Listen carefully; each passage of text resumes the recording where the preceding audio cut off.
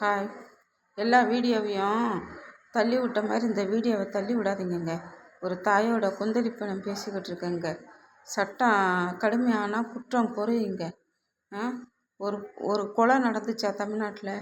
அந்த அந்த ஆள் எப்படி துள்ள துடிக்க வெட்டுறானோ, அவன் நல்லா கண்ணால் பார்த்து தானே, அவங்க துடிக்கிறத பார்த்து ரசித்து தானே வெட்டிக்கிட்டு இருக்கான். அவனோட கையை துண்டை வெட்டி அவனை கூட்டிகிட்டு போங்க ஜெயிலுக்கு. அப்போ தான் அந்த குற்றம் குறையும். பாலியல் தொல்லை பண்ணுறான்னா நடு ரோட்டில் கொச்சையாக சொல்லணுன்னா நடு ரோட்டில் விட்டு அவனை அம்மனமாக விட்டு சுட்டு கொல்லுங்கங்க. அப்போ தாங்க அந்த பாலியல் குற்றம் குறையும்.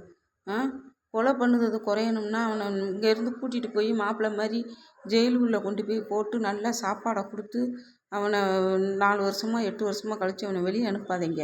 அந்த குற்றம் மறுபடியும் அவன் செய்ய தான் செய்வான். எவனை பட்டினி இல்லாமல் சாப்பாடு கிடைக்கிது, அதனால் அவன் தைரியமாக செய்வான். அதனால் கொலை பண்ணுறவனை கூட்டிகிட்டு போவேலே ஒத்த காலையோ ஒத்த கையவோ துண்டை வெட்டி அவனை கூட்டிகிட்டு போங்க. அப்போ தான் அதில் உள்ள வலி வேதனை என்னன்னு அவனுக்கு தெரியும். பாலியல் குற்றம் செய்தவனை சுற்றுங்க. நடு ரோட்டில் 4 பேர் பார்க்க விட்டு அவனை நடு ரோட்டில் ட்ரெஸ் இல்லாமல் விட்டு சுட்டு கொல்லுங்க.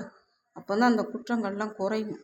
அந்த வேலையெல்லாம் நீங்கள் முதல்ல செஞ்சுட்டு அப்புறமா ஓட்டு கேட்க வாங்க. நாங்கள் மக்கள் எல்லோரும் போடுதோம். எல்லா வீடியோவும் தள்ளுன மாதிரி தயவு செய்து இந்த வீடியோவும் தள்ளாதீங்க. என்ன மாதிரி 4 பேர் குரல் கொடுங்க. அந்த 4 பேர் குரல் 4000 குரலாக மாறட்டும். 4000 பேர் குரல் 4 லட்சம் பேர் குரலாக மாறட்டும். இந்த தமிழ்நாடு அப்போ தான் சுத்தப்படும். 4 பேரும் பேசுனா 4000 பேர் 4 லட்சம் பேர் பேசுனா தான் இந்த கொலைக்கோ அந்த பாலியல் வன்கொடுமைக்கோ ஒரு தீர்வு கிடைக்கும்.